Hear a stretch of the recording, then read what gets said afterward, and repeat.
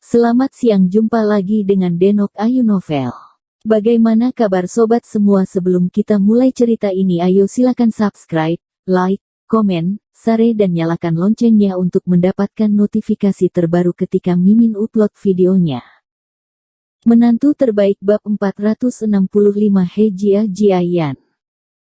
Xiao Jinsan dan yang lainnya terkejut ketika mereka mendengar kata-kata itu, dan mereka saling memandang. Mereka semua tercengang, jelas mereka tidak tahu bahwa He Zizhen memiliki murid magang. Murid macam apa dia? Xiao Jinsan bertanya dengan heran. Itu bukan nama muridnya. Karena He Zizhen baru saja menunjukkan beberapa trik padanya, jadi dia setengah magang. Qin Yong menggaruk kepalanya dan berkata, "Lalu apa? Dia, si magang, seharusnya tidak menjadi masalah bagimu untuk berurusan dengannya." Xiao Jinsan berkata dengan tidak sabar, dan saudara-saudara Zhang Yuan di samping memandangnya dengan penuh semangat dan bertanya. "Baik." Qin Yong menunduk sejenak dan tidak banyak menjawab. Dasi.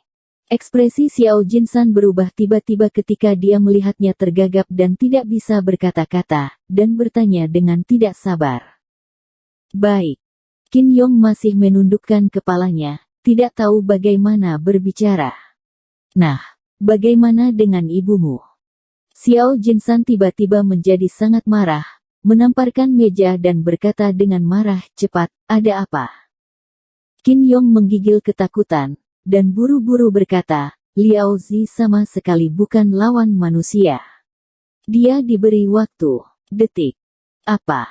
Baik saudara laki-laki keluarga Xiao Jinsan dan Zhang terkejut dan luar biasa. "Satu trik, apa kamu yakin?" Zhang Yusi tiba-tiba melompat dan bertanya pada Qin Yong dengan penuh semangat, "Trik apa yang dia gunakan?" "Aku tidak melihat dengan jelas."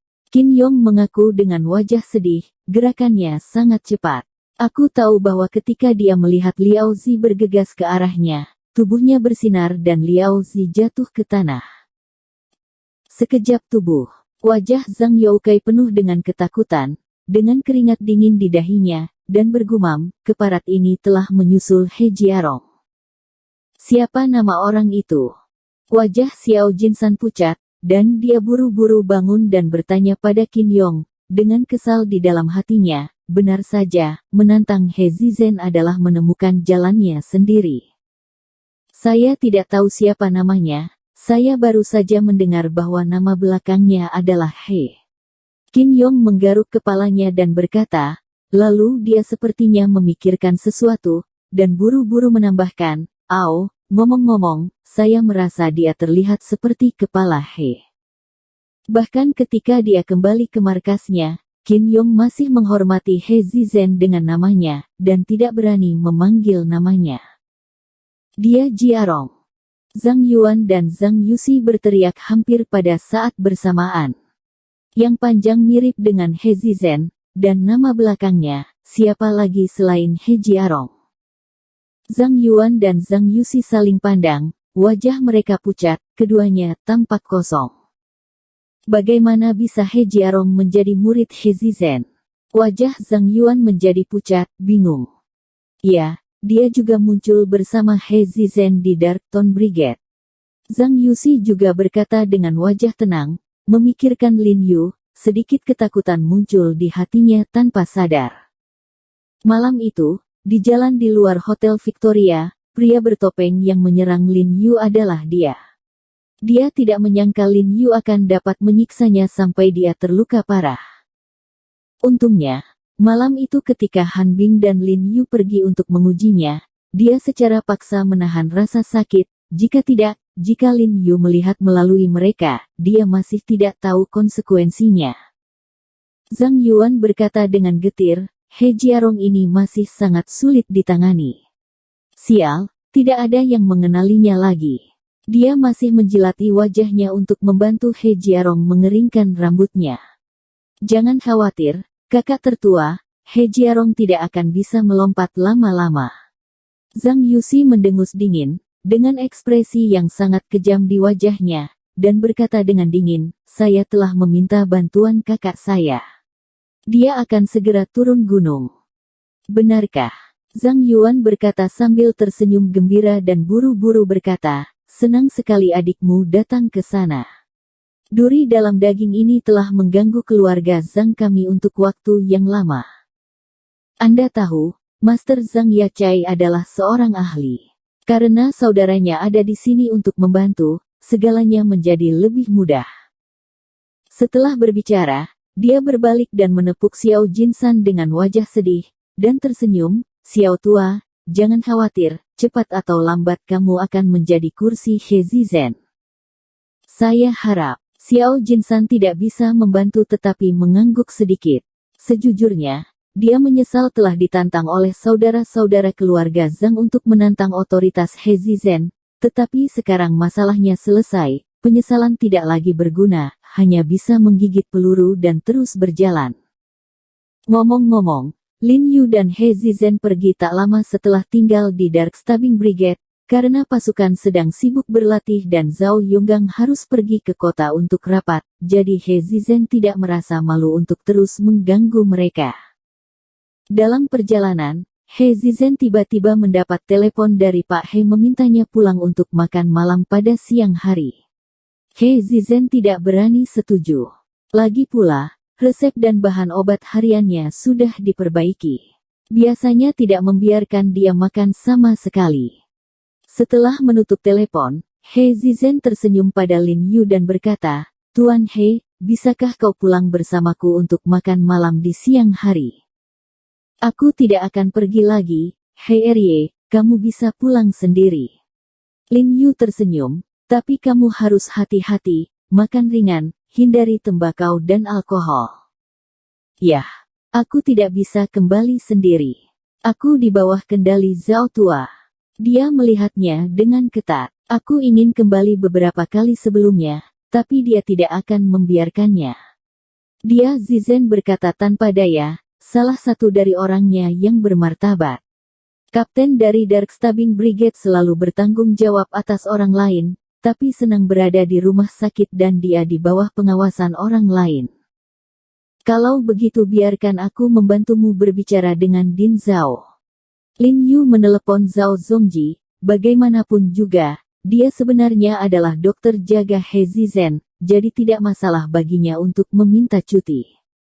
Setelah panggilan selesai, meskipun Zhao Zongji setuju, tetapi Lin Yu harus mengikuti syaratnya, karena dia tidak nyaman dengan He Zizen, takut He Zizen akan minum atau makan tanpa pandang bulu, menyebabkan konsekuensi serius lainnya, jadi jika Lin Yu tidak pergi, dia tidak setuju. Pak He, ayo kita pergi bersama, mungkin kita akan menjadi keluarga di masa depan. Ucap Zizen sambil tersenyum. Lin Yu mengangguk dan setuju, dan He Zizen buru-buru meminta Li Changming untuk mengubah arah dan bergegas pulang. Tetapi Bu Cheng tidak mengikuti, turun dari mobil lebih awal dan kembali ke rumah sakit. Lin Yu, tempat tinggal He Qingwu dan istrinya, masih teringat saat terakhir kali He Yanyan digigit ular. Halamannya penuh dengan bunga krisan berwarna-warni, tapi sekarang seluruh halaman sudah rata dan tidak ada yang tersisa. Tanaman, tampaknya setelah He Yanyan digigit terakhir kali, meninggalkan gejala sisa, dan tidak ada lagi bunga. He Zizen terlihat sangat bersemangat setelah keluar dari mobil. Lagi pula ini adalah pertama kalinya dia kembali ke rumah orang tuanya sejak kembali ke Beijing dari cedera. Karena hari ini adalah kumpul keluarga, dua saudara perempuan He Ziqin, He Ziheng, dan He San dan He Miao semuanya hadir, dan tentu saja anak masing-masing.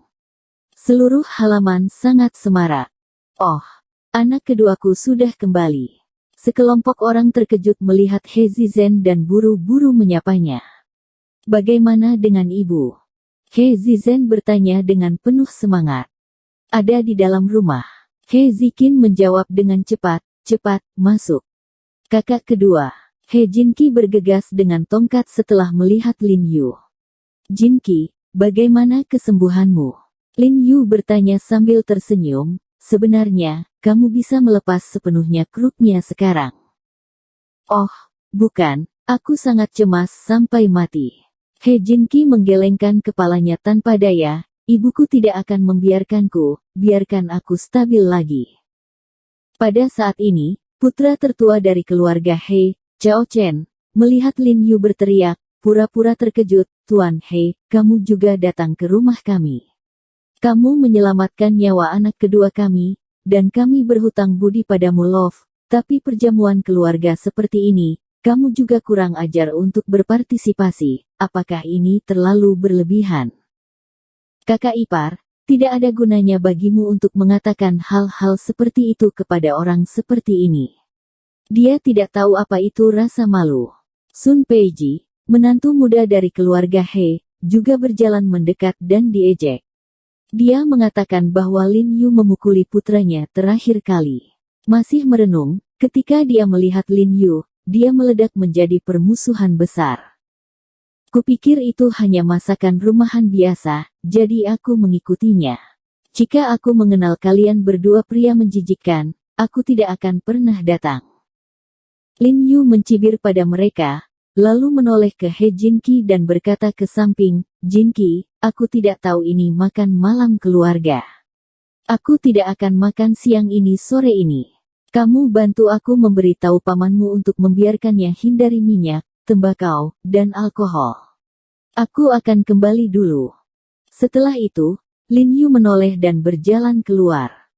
Kakak kedua. He Jinki segera mencoba menghentikan Lin Yu ketika dia melihat ini, tetapi Lin Yu mengabaikannya sama sekali dan pergi. Jinki, biarkan dia pergi, dia bukan keluarga kita, mengapa kamu membiarkan dia di sini, dan berteriak pada saudara kedua, berpura-pura menjadi kekasih, jika saudara laki-laki kedua kamu yang sudah meninggal tahu, dia mungkin akan kembali setiap malam mencarimu. Chao Chen mencibir dan berkata sinis. Ya, bahkan jika He Jiarong sedikit sadar diri, bukankah dia merasa malu untuk tinggal di sini? Sun Peiji juga meneriaki punggung Lin Yu dengan santai. Pada saat ini, He Zizhen bergegas ke rumah untuk mengunjungi ibunya, tetapi yang mengejutkan, kakak laki-laki tertua membawanya langsung ke kamar tidur orang tua. Aku melihat ibuku terbaring di ranjang rumah sakit dengan mata tertutup, wajahnya pucat, sosoknya kurus, dan dia terlihat agak sakit. Ibu. Tiba-tiba hati He Zizhen menegang, tak perlu dikatakan, dia juga tahu bahwa ibunya sedang sakit. Zener. Apakah itu Zenerku? Ketika wanita tua itu mendengar suara putranya, dia tiba-tiba membuka matanya, meraih tangan He Zizhen, dan berkata dengan suara gemetar. Bu, ini aku, anak yang tidak berbakti berlutut untukmu. Melihat ibunya begitu tertekan, He Zizhen berlutut ke tanah dengan embusan, sepasang mata yang tidak pernah meneteskan air mata bahkan dengan 3 peluru di dalamnya, tiba-tiba lapisan kabut naik. Ibumu sudah seperti ini selama beberapa hari, dia semakin tua. He Qingwu buru-buru tersenyum dan menghibur putranya saat melihatnya. Sebenarnya, tidak ada masalah besar, tapi badannya lemah dan sedikit lemah. Saudaraku, cepat, pergi dan undang Tuan He kemari dan tunjukkan pada ibu. He Zizhen buru-buru mengangkat kepalanya dan berkata pada He Ziqin. Dokter, dia ikut denganmu. Hebat. He Qingwu segera membuka matanya dan tersenyum. Sebenarnya, dia selalu ingin mengundang Lin Yu untuk menunjukkan istrinya, tetapi dia tahu bahwa Lin Yu tidak akan menunggu untuk melihat keluarga He, takut Lin Yu akan menolaknya. Dia sangat bersyukur Lin Yu dapat membantunya menyembuhkan putra kedua. He Ziqin langsung setuju dan keluar dengan cepat, tapi saat dia berjalan ke halaman, dia menemukan di mana ada Dr. He. Saudaraku, ada apa? Apa urutannya? Chao Qian dan Sun Peiji melihat bahwa He Ziqin sepertinya sedang mencari bantuan, dan mereka langsung menyapa mereka. Pernahkah kamu melihat He Jiarong? Tanya He Ziqin. Aku melihatnya, aku baru saja diusir oleh kakak iparku dan aku. Kata Sun Peiji penuh kemenangan. Dia tahu bahwa kakak tertuanya tidak akan berurusan dengan He Jiarong ini. Dia pasti tidak ingin melihat He Jiarong, jadi sikapnya jelas agak menelepon untuk mendapatkan kredit.